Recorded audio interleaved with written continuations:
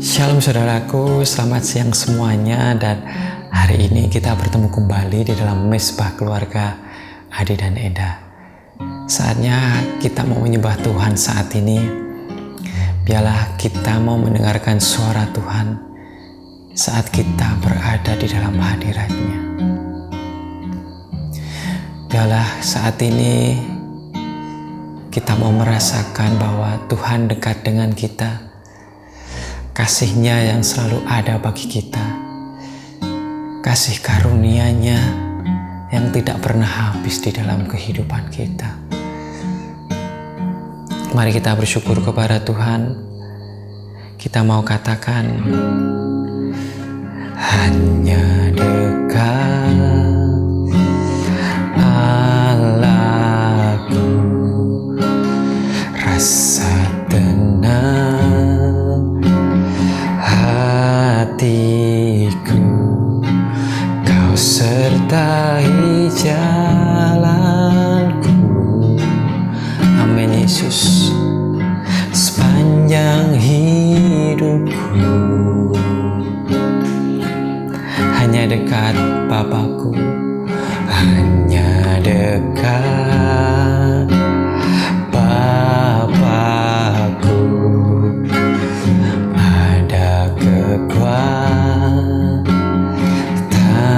baru, Kaulah perlindunganku.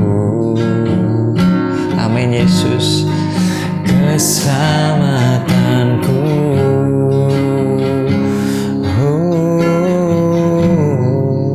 ku ingin selalu bersekutu denganmu, menikmati hadiratmu. Biarkan Roh-Mu tinggal dalam hidupku. Amin Tuhan. Sungguh indah bersamamu, ku ingin selalu bersekutu denganmu, menikmati hadiratmu. Biarkan Roh-Mu tinggal dalam hidupku.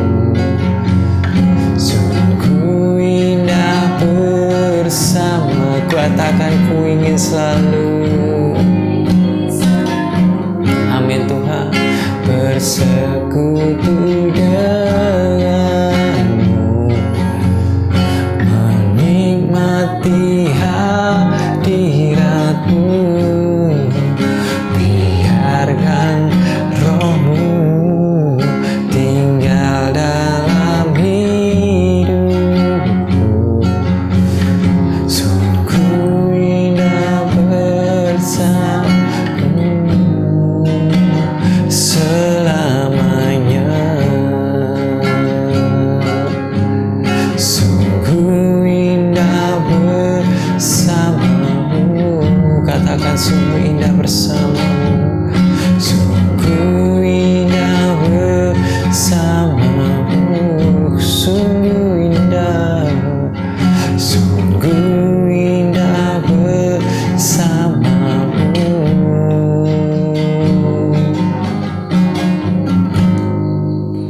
selamanya.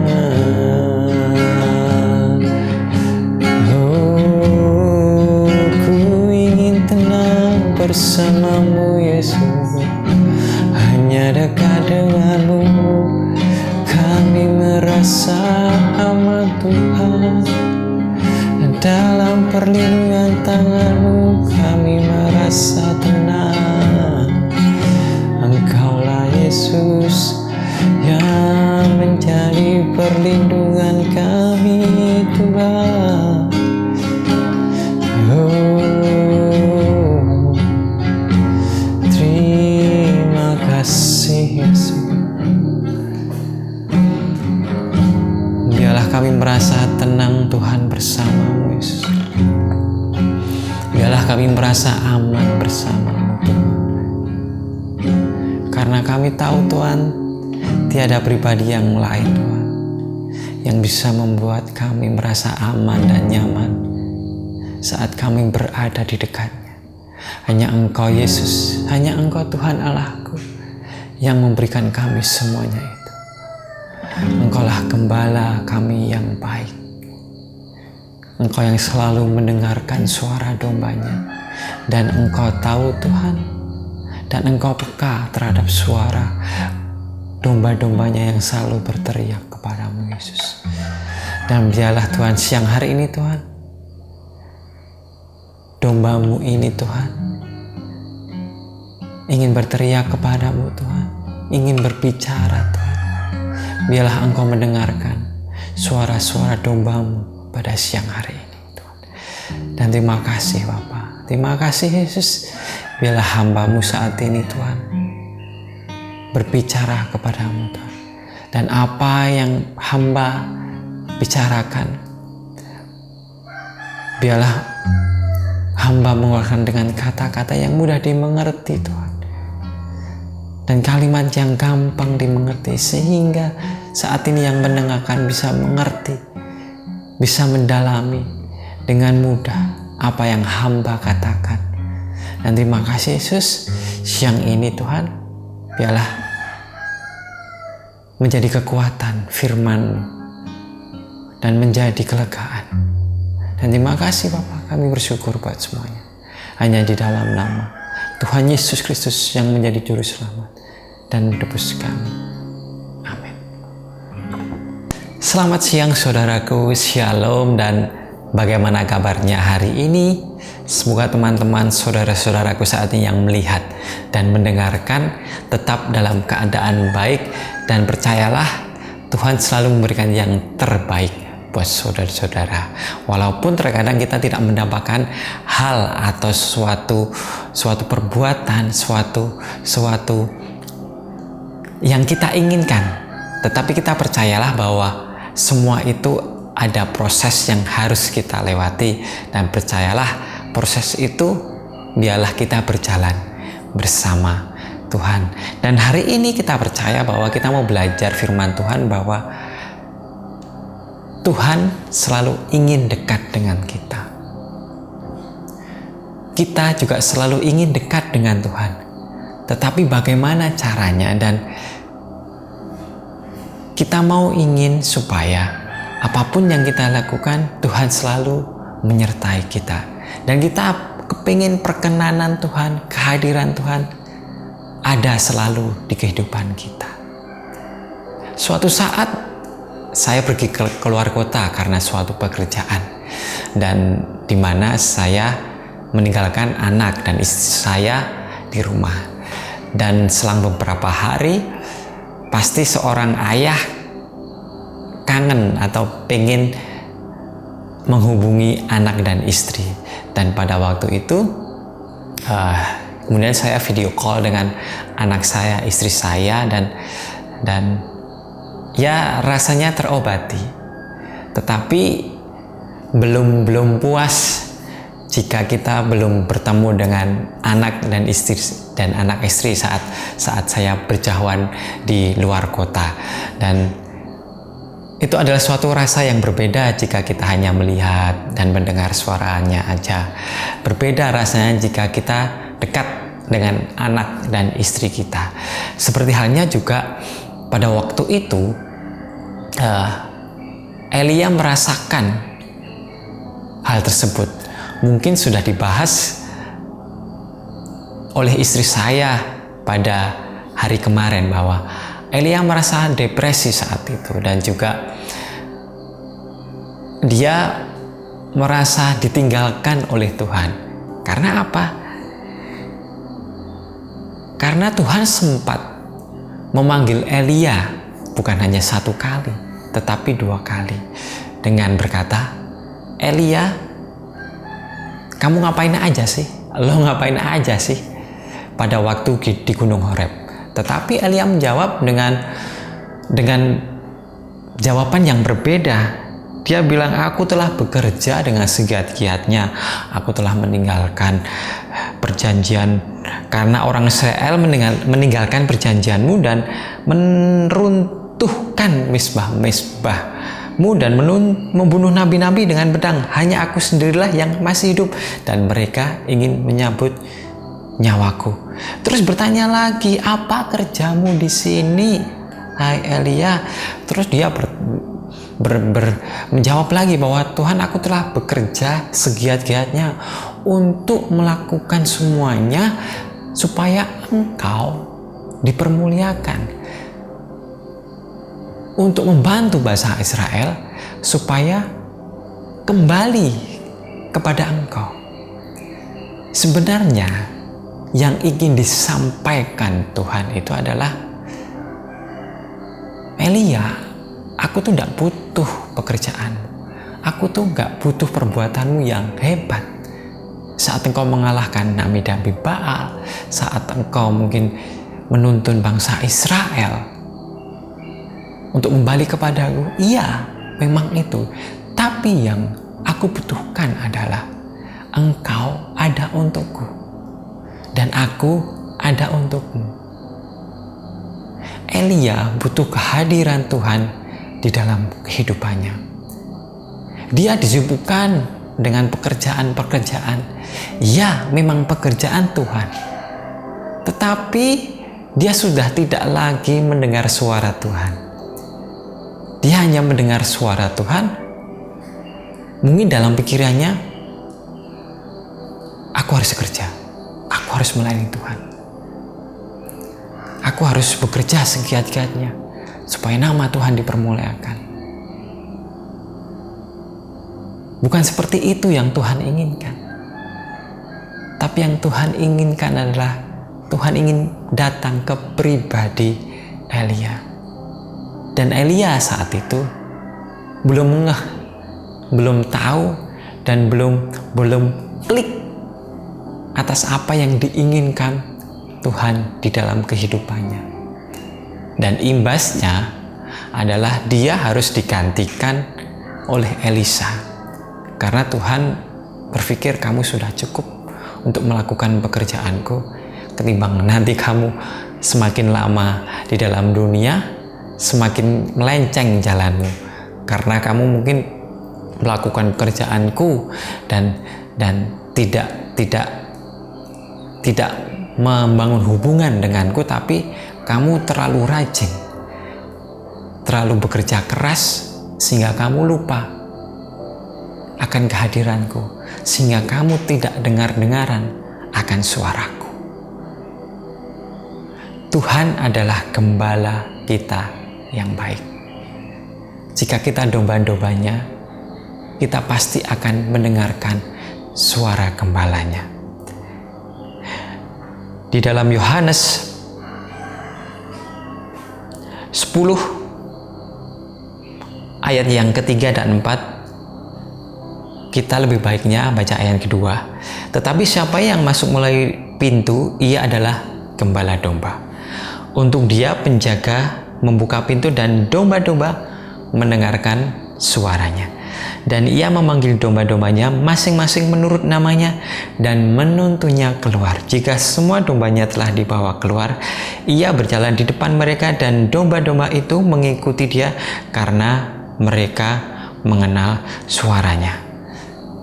Di dalam konteks ini adalah domba yang ada, yang benar-benar maksudnya bukan Tuhan, tetapi benar-benar seorang penggembala domba.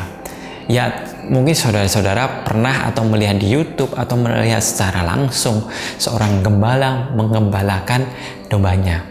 Kalau domba sudah bersuara, itu biasanya dombanya itu mengikuti. Nah, kalau mau keluar, begitu keluar. Kalau dombanya suruh masuk, semuanya ikut masuk. Seperti Tuhan. Tuhan membuat perumpama bahwa Tuhan itu seperti gembala. Dia bersuara. Dia ingin domba-dombanya mendengarkan suara Tuhan. Bukan hanya itu saja, bukan hanya domba yang kawanannya yang ada digembalakan. Tetapi Tuhan juga dikatakan di ayat yang ke 11, 15 dan 9, 14, 15 dan 16 bahwa ada lagi padaku bahwa domba-domba lain. Jadi sebenarnya bukan hanya orang Kristen aja yang bisa mendengar suara Tuhan.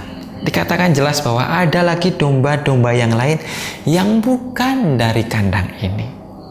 Yang bukan dari kandang ini. Domba-domba itu juga harus kutuntun, dan mereka akan mendengar suaraku, dan mereka akan menjadi satu kawanan dengan satu gembala. Tuhan juga ingin memanggil domba-domba yang lain. Supaya apa? Supaya kehadiran Tuhan ada di dalam kehidupan mereka. Domba-domba yang lain siapa?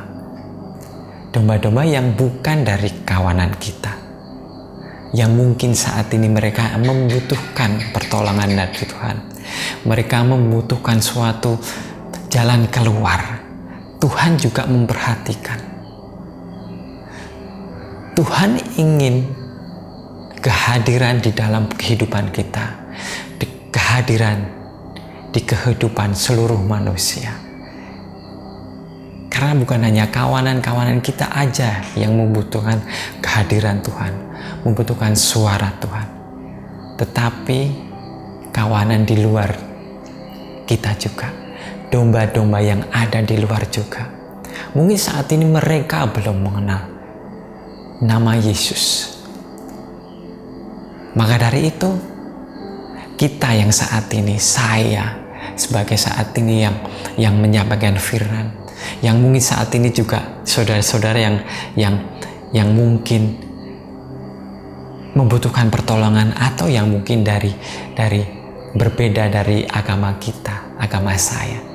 Tapi dengar bahwa Tuhan tidak memanggil, Tuhan tidak hanya hadir di dalam kawanan kita, tetapi juga ada hadir di kawanan domba lain untuk seluruh umat manusia.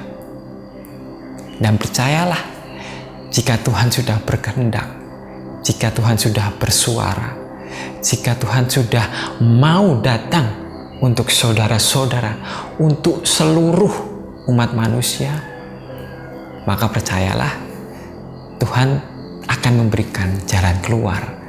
Tuhan akan memberikan kelegaan. Tuhan akan memberikan sukacita, damai sejahtera di dalam kehidupan saudara-saudara saat ini. Dan dengar, bukan hanya sekedar saudara-saudara giat atau rajin dalam melayani Tuhan, dalam berbuat kebaikan, dalam melayani Tuhan. Bukan hanya sekedar itu. Tapi Tuhan ingin saudara-saudara membuka hati saudara supaya kehadiran Tuhan di dalam kehidupan saudara-saudara itu nyata. Dan percayalah, saat kalian dekat dengan Tuhan, apapun yang saudara-saudara lakukan akan berjalan dengan baik, akan berjalan dengan penuh sukacita. Walaupun proses itu tidak sempurna, walaupun proses itu tidak sebaik, tidak seenak yang kita bayangkan, tetapi percayalah, pada akhirnya, jika kalian setia, jika saudara-saudara setia, jika saudara-saudara tetap berjalan bersama Tuhan, endingnya semuanya itu akan indah. Percaya. Dan mari saat ini kita mau bersyukur kepada Tuhan. Kita mau membuka hati kita supaya Tuhan hadir di dalam kehidupan kita. Apabila saudara-saudara saat ini masih merasa bahwa Tuhan, aku gak layak, Engkau jangan hadir dulu Tuhan di dalam kehidupanku. Aku masih banyak dosa. Aku masih banyak sekali pergumulan. Maka dari itulah engkau membutuhkan Tuhan hadir di dalam kehidupanmu. Seperti Elia yang stres karena dikejar-kejar, ingin dibunuh. Dia hanya fokus pada masalahnya, tetapi tidak fokus terhadap suara Tuhan, tidak fokus akan kehadiran Tuhan. Mari saat ini buanglah stres, buanglah kegiatan-kegiatan kita yang menjauhkan kita dari Tuhan. Buanglah semua itu. Mari saat ini kita mau berhenti sejenak. Kita mau rest, kita mau beristirahat di dalam Tuhan supaya engkau mendengar suara Tuhan dan engkau mengetahui bahwa Tuhan hadir di dalam kehidupan saudara-saudara.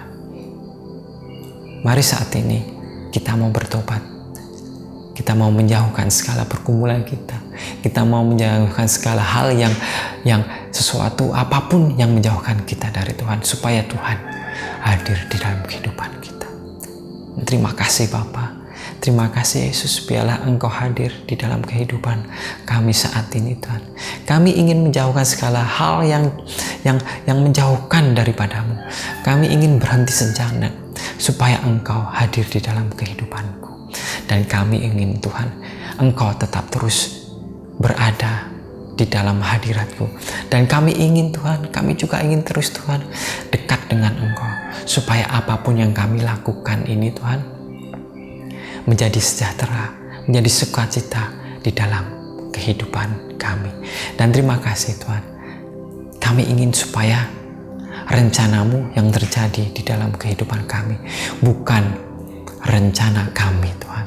Dan terima kasih Bapa, ini kami Yesus, kami menyerahkan segala kehidupan kami hanya di dalam tangan-Mu. Kami bersyukur buat semuanya. Hanya di dalam nama Tuhan Yesus Kristus yang menjadi juru selamat dan penebus kami. Amin. Amin. Shalom sekali lagi. Terima kasih. Tuhan Yesus memberkati. Selamat siang, selamat beraktivitas.